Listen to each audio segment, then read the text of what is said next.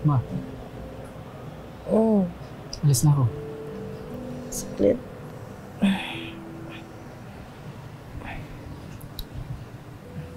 Alis ka na, hindi ka pa nakakabihis. Doon ako mabibihis sa baba. Baka magising si Basti. Sige. Oh, may nakalimutan ka. Ano? Sige, alis na ako. Sige, ingat ka. Pa, huwag mong kalimutan ang birthday ng anak mo, ha? Oo. Uwi ako ng maaga. Oh, sige. Ingat.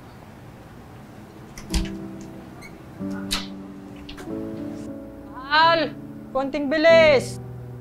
Oo na, ito na nga, pababa na. Ikaw naman, nagbihis ka muna bago ka nang gising. Para makapag-beauty rest ka. Asus, beauty rest. Tingnan mo nga tong anak mo, pati ito natataranta na din sa'yo.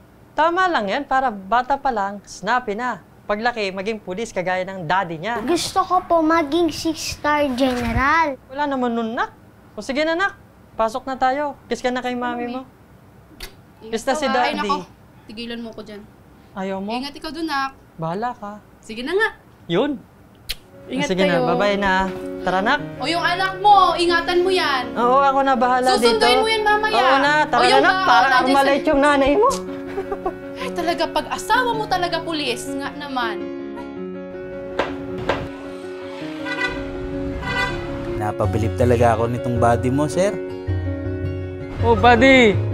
Naghatid pa ng anak sa eskwelahan yan, ah. Mag-ano ka na doon? Attendance? Aga pa rin. Uy, oo. Kain kayo ng kain. Ha? Ilan yan? 3 lang, boss. 3? Bakit 3 lang? Ikaw? Wait lang, boss. Kuha kita pagkain. Yan, ikaw talaga buiba. Bagay na bagay ang pangalan mo. Oh, ikaw kasi malas ka. Alam mo kung bakit? Magpagupit ka. Grabe ka naman, boss. Kain ka muna, boss. Nang pawala ng init ng ulo. Buddy, ayos ka lang? Oo naman, bakit? Eh, kasi napansin ko habang nagbibihis tayo, ang lalim ng iniisip mo. Hindi okay lang ako. Tara.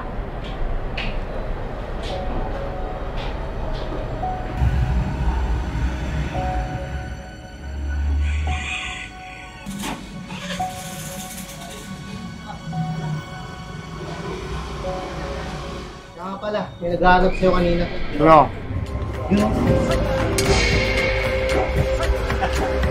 Tota! Boss Toto! Okay pa rin, ganun pa rin. Nung isang araw lang, boss. Kailangan ng celebration. Kulang to, kaya maghanap pa tayo. Halika, boss. Buddy, may problema ako eh. Sabi ko na nga, be. Ano yun? Si Mrs. kasi, gabi-gabi na lang akong kinukulit. Mag-resign na raw ako sa serbisyo. Yan ang wag na wag mo gagawin. Tara, tabi muna tayo. Des, ito pinaghatian pa namin to para mabuo yung kailangan para sa nanay mo. Sana mailabas mo na yung nanay mo sa ospital. Maraming salamat, Besa. Ingat ka ha. Actually, savings namin yan. Pero dahil mahal ka namin, kaibigan ka namin, tulong namin yan para sa'yo. Hindi ko na alam kung kanina ako lalapit. Buti na lang talaga. Nandyan kayo. Ingatan mo yung pera ha. Sige na, mauna na kami. Ingat ka ha. Mag-iingat din kayo.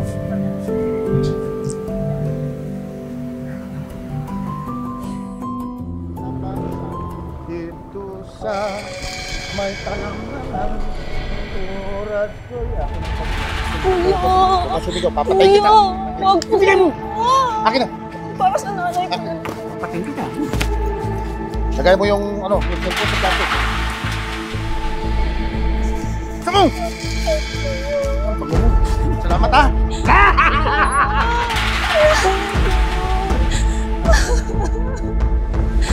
Tulungan niyo po ako! Tulungan niyo po ako! Tara, bali! Tara!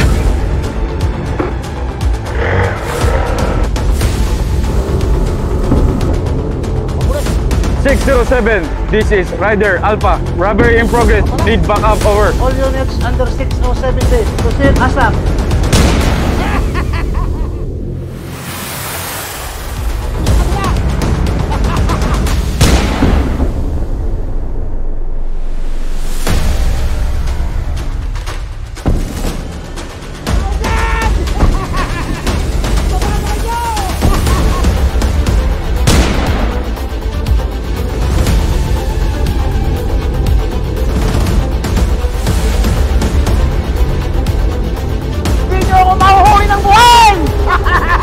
Pwede, habulin mo!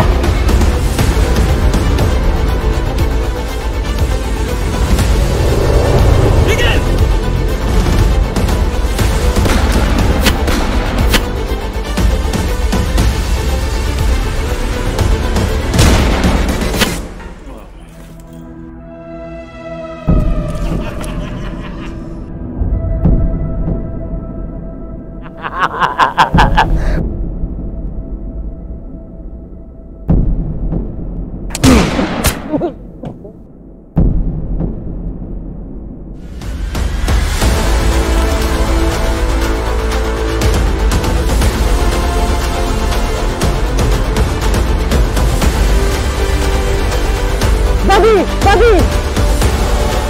Station 7! This is Alpha 2! Officer down! Officer down!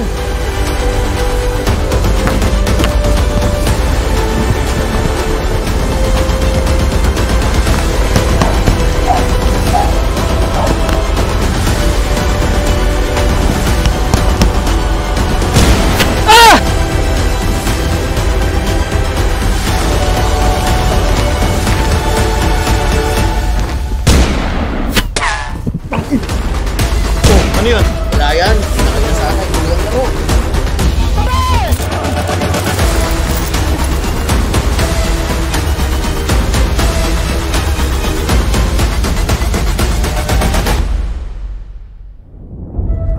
Tol, okay ka lang? Mukha ba akong okay para ako nabalian? Hala, tama yung pulis. Tumawag kang 911. Hello? 911?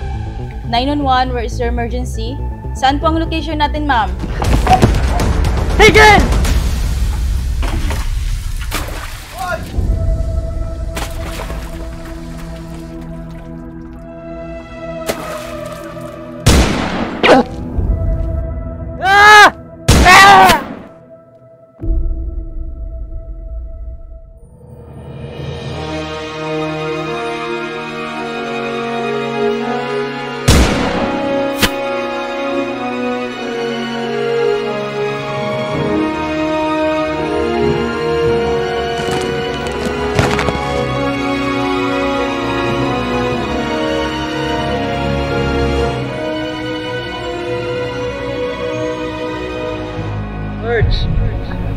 Head service team ito.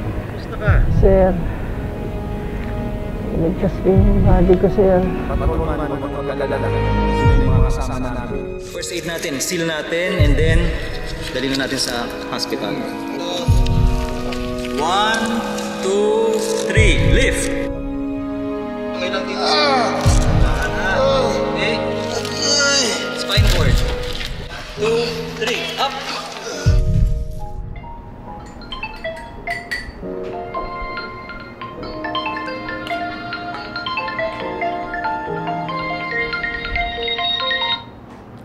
Hello? Yes po, ako nga po.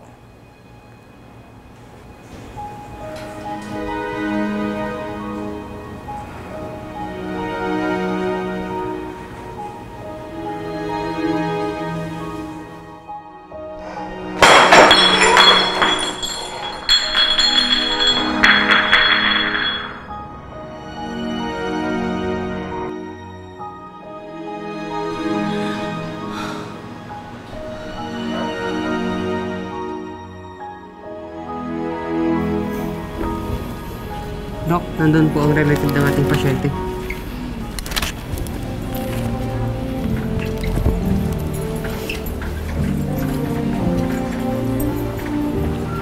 Isis, ako po si Police Lieutenant Colonel Gary Paredes. Mapupo tayo.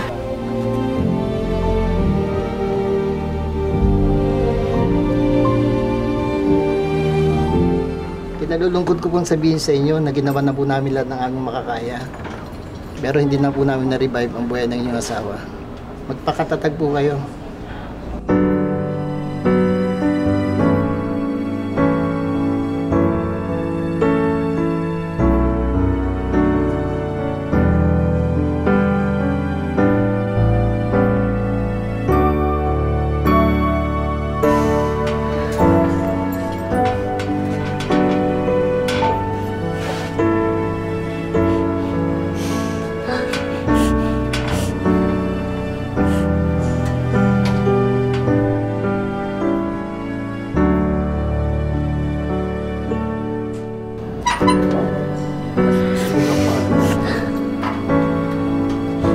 Alis na po ako.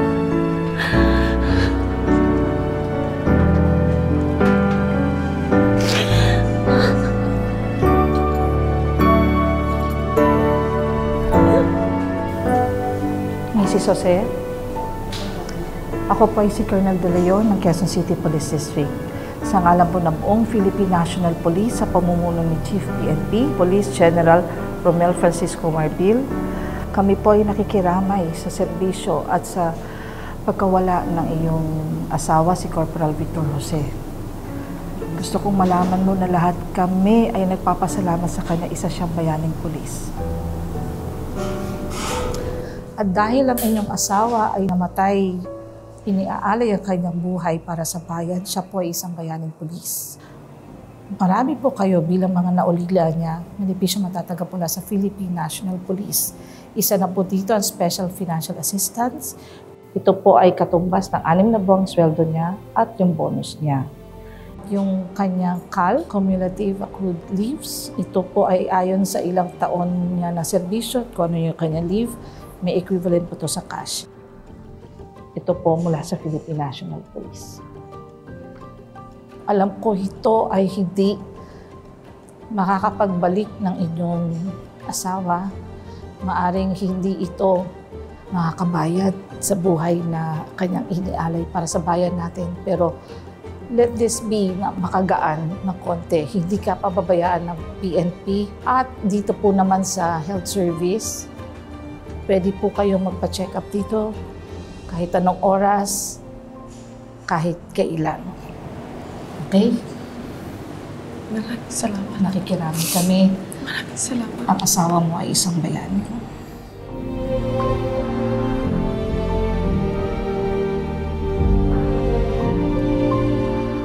Mrs. Jose, ako po si Police Colonel Marlo A. Castillo ng Moral and Unfair Division, DPRM.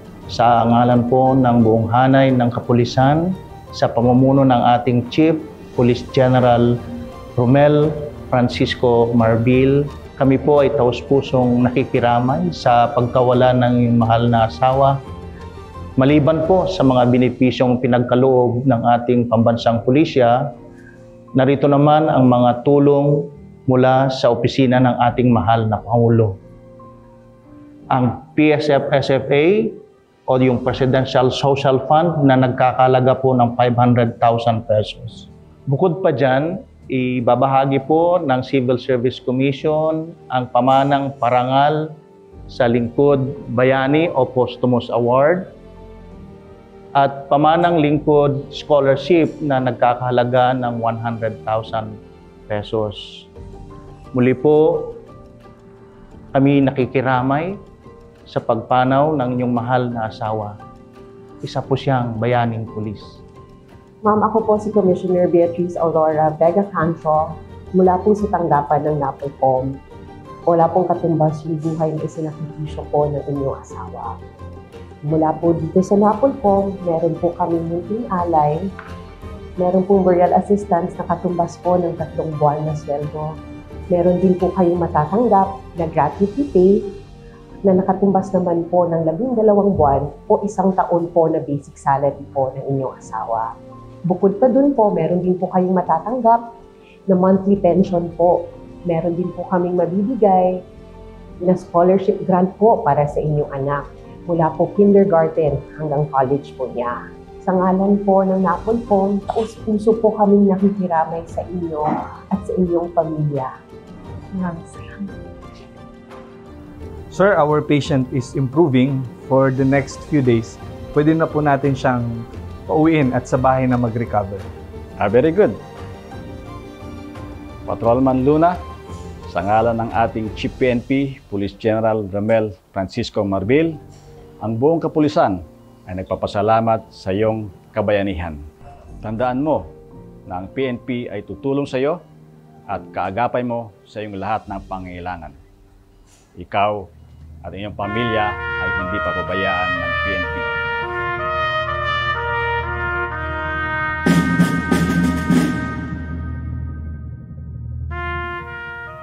Maraming salamat sa iyong kabayanihang pinakita. 2006-03 in furtherance of Section 14N and 69 RA 6975 governing incentives and awards for the Philippine National Police personnel, the medalya ng Sugatang Magiting PNP Wounded Medal is hereby awarded to Patrolman Eman Luna. Ma'am, kami po sa PSM-BFI ay taos-pusong nakikiramay po sa kabayanihang ginawa ng inyong asawa. Dahil siya po killed in action, so 200% po yung makatanggap niyo po. Yan po ay 912,000. At bilang corporal, makukuha po siya ng 446,000 at comprehensive financial assistance benefit na 200,000. At nakikiramay po kami. Galing po sa MY. Ma'am, nakikiramay po kami sa pagpaano ni Corporal Jose sa ngalan po ng Public Safety Savings and Loan Association, ma'am. Huwag po kayong mag-alala at kami pong bahala sa inyong pamilya. Kahit na po si Sir Corporal Jose ay may naiwan pong loan sa Public Safety Savings, wala na po silang kailangang bayaran pa kasi sasagutin na po yun ng ating kapartner na insurance company. Bukod pa po dun, ma'am, meron pong matatanggap ang inyong pamilya na 100,000 pesos na burial benefit.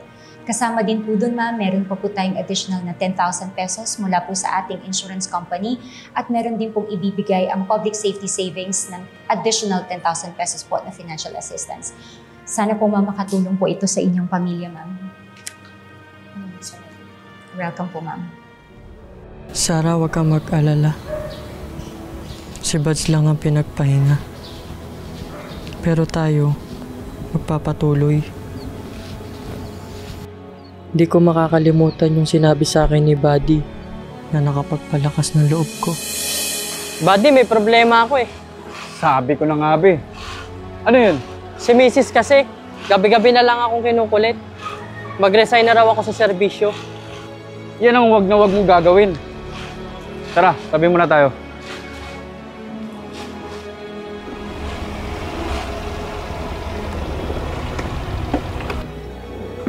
At bakit ka naman yung pinagre-resign? Yun na nga, buddy, ang pinagtataka ko. Bata pa lang tayo, gusto na natin ng pagpupulis. Nagpakasal kami, pulis na ako. Ito kasi si Mrs. eh. Natatakot. Baka raw isang araw, umuwi na ako sa kanyang walang buhay. Oh, bakit naman siya matatakot? Eh lahat naman tayo dyan papunta. Lahat ng tao mamamatay. Kahit ano pang trabaho mo. Paalala lang, buddy. Hindi tayo nagpulis para sa pansarili nating pangangailangan. Nagpulis tayo para magserbisyo sa bayan. Yan ang sinumpaan natin tungkulin. Di ba? Alam ko naman yun, buddy. Kaya lang si Mrs. eh. Ang iniisip, yung pinabukasan nila pag wala na ako.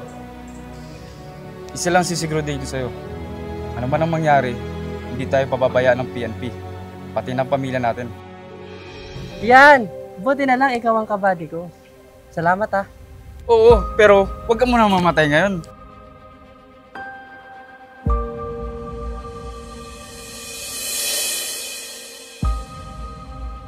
Tanggapin mo yung medalya ng papa mo. Ikaw na kapalit ni Buddy.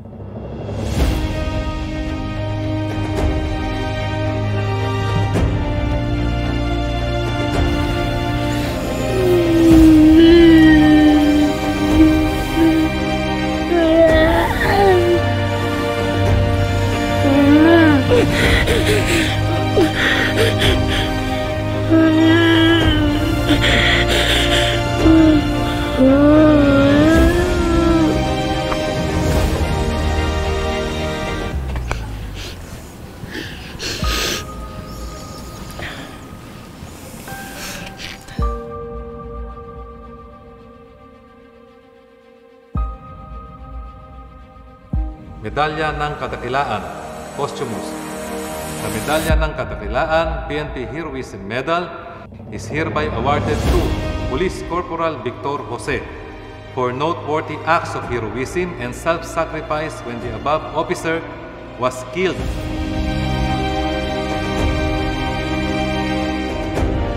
The sacrifice he exhibited was a manifestation of the highest degree of service and professionalism beyond and above the call of duty in maintaining peace, public order, and security in the country.